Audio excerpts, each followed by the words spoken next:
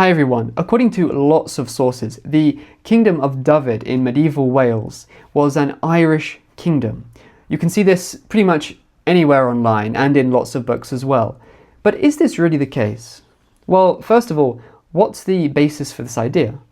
Well, the basis for this idea is, principally based on two things. One, there's archaeological evidence that the Irish lived there. We see this evidence in the form of inscriptions. In inscriptions from the 5th and 6th centuries, we see Irish inscriptions or bilingual inscriptions where it's written in Latin and also in Ogham, in Irish.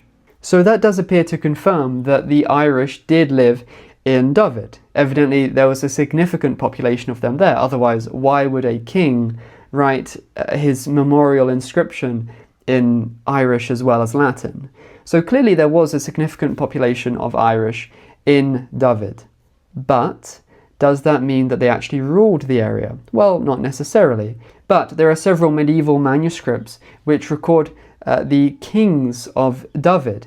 And these show that from what seems to be the end of the 4th century, so towards the end of the Roman era of Britain, but not quite at the end, the Irish invaded Dyfed and took over that area, and we actually see a trace of this tradition in the Historia Brittonum and other sources as well. They describe this event. And then for the next few generations, we see Irish names in the list of kings of Dyfed. So that seems to confirm that the Irish ruled over that area from the late 4th century through the 5th century. And then it's assumed that they continued ruling over Dyfed from then on. So the Kingdom of Dyfed, which continued existing for many centuries, was allegedly an Irish kingdom in origin. That's the claim, and that's the basis for it. There's archaeology and manuscript evidence as well. But the problem is that when we look closer at the manuscript evidence, it's clear that this isn't really the most logical conclusion. It doesn't really stand up to scrutiny for two reasons. Okay, one, there's an alternative tradition about the kings of Dyfed. This is found in the Harleian manuscript 3859, the Harleian genealogies, which also happens to be the earliest king list of Dyfed. Now in this king list, we find a list of names going from Magnus Maximus. There are no Irish names in this list. Around about the beginning of the 6th century, there's the name Tryphon, and then after him comes Agricola or Ercole, and then after him comes Vortiper or Vortiporius. But before Tryphon, there are no similarities to Irish names. Before Tryphon, we go right back to Magnus Maximus, who was a Roman emperor, and he ruled over Britain, and all the names between Tryphon and Magnus Maximus are Romano-British names. However, on the Irish side of things, in the Irish lists, we do find Tryphon and his son Ercole and Vortiporius, but before then, we find Irish names. So we have these two distinct traditions. They match when we get to around about the year 500 onwards, but before then, they're completely different. So what's the explanation for that? Well, we know from the written records, the descriptions of what was going on in Britain at that time, like for example from the Historia Brittonum, we know that the Irish did rule over Dyfed. So logically, if we were to try to harmonise these two traditions, one of them might be a list of the kings of the country. The other one might be a genealogical list, not necessarily listing those who actually ruled over Dyfed. In the case of the two of them, the Irish list is obviously more likely to be the king list, and the list of Romano-British names is obviously more likely to be the genealogical list, because we know that the Irish were the ones that were ruling over Dyfed from the late 4th century onwards, at least until the next century or so. So when we have this list of Irish names that fits in exactly the period in which the documentary evidence tells us the Irish were ruling Dyfed, logically that means that they were the kings of Dyfed. Whereas on the Harleian side of things, the Harleian genealogies, that can't be the king list of Dyfed, because we know that that Dyfed didn't have Romano-British kings in that era. The Irish were ruling Dyfed. So that must be, if we were to try to harmonize these two traditions, that must be a genealogical list. Now, what does this mean in practice? Well, think back to the fact that we have on both sides the match with Tryphon and his descendants.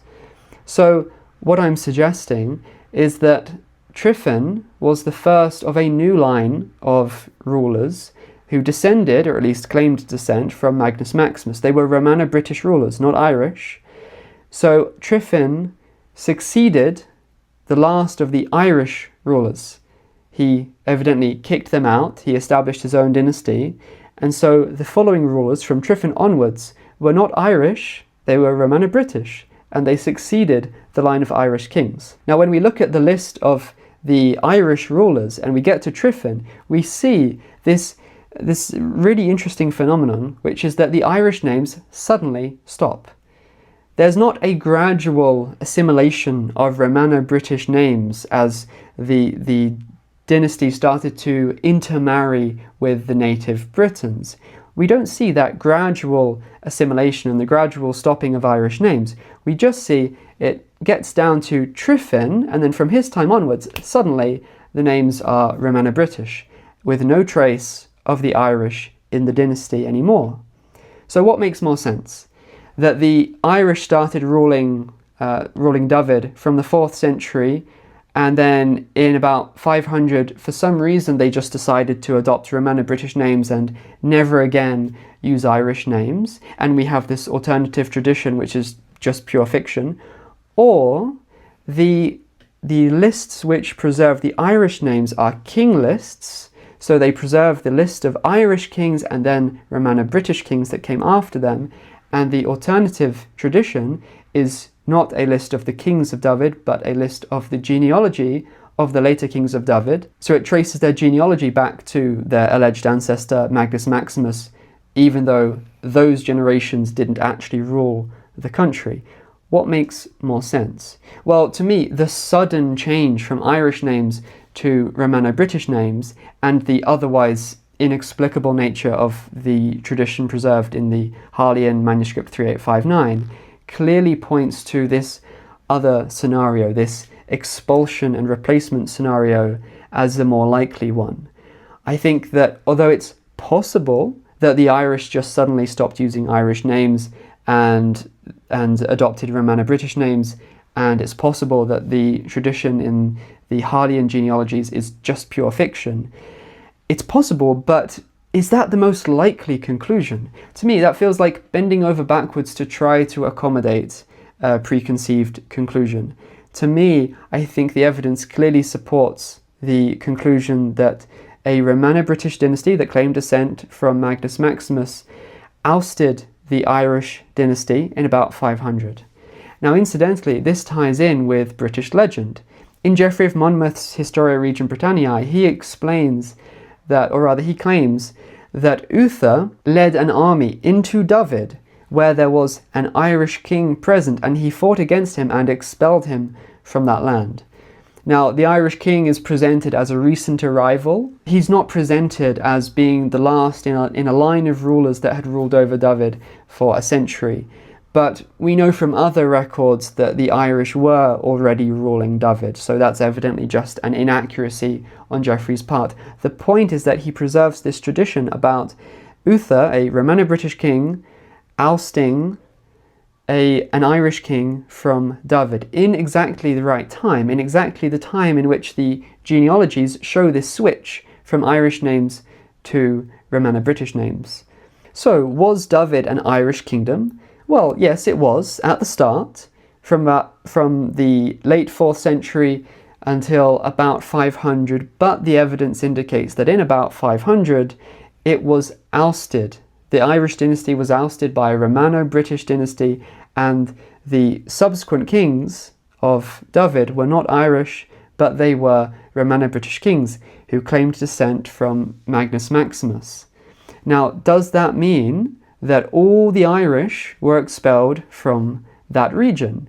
Well, no, Obviously, the expulsion of an Irish dynasty doesn't mean that all the Irish who lived in that region were expelled from Dyfed. But this point is sometimes unfortunately used to try to argue against this dynastic ousting theory, because of the fact that the archaeological evidence does show that the Irish continued to live in Dyfed during the 6th century because of the Irish inscriptions.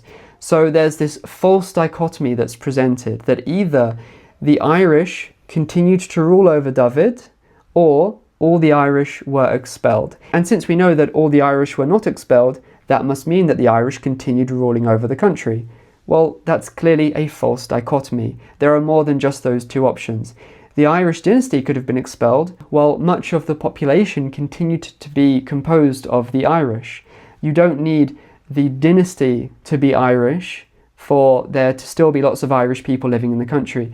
By the same token, it's obvious that lots of Britons continued to live in Dyfed, but does that mean necessarily that the dynasty must have been a Brythonic dynasty? Well, clearly that argument isn't used. So the population, the makeup of the population isn't the point. Yes, there were lots of Irish still living in Dyfed in the 6th century, but that doesn't mean that the dynasty that ruled over Dyfed was Irish. The evidence from the genealogical records, the sudden change in names from Irish to Romano-British names, and the legend from Geoffrey of Monmouth about Uther ousting this Irish king from Dyfed at that very time in which we see this change in names in the genealogies, and this separate tradition from the Harleian manuscript, all this evidence points to the conclusion that the Irish were ousted from Dyfed, they were ousted from ruling over that territory, and that therefore Dyfed did not continue to be an Irish kingdom. It was only an Irish kingdom in its infancy in the post-Roman era, but for most of the medieval era, it was not. It was the product of Romano-British kings. Here's another interesting question, which I bet you've never asked. Who really was Italus, the son of Odysseus, supposed to have been the forefather of? Was he supposed to have been the forefather of the inhabitants of Italy, or is that just a modern misinterpretation? Well, come back next time to see my next video about that very subject.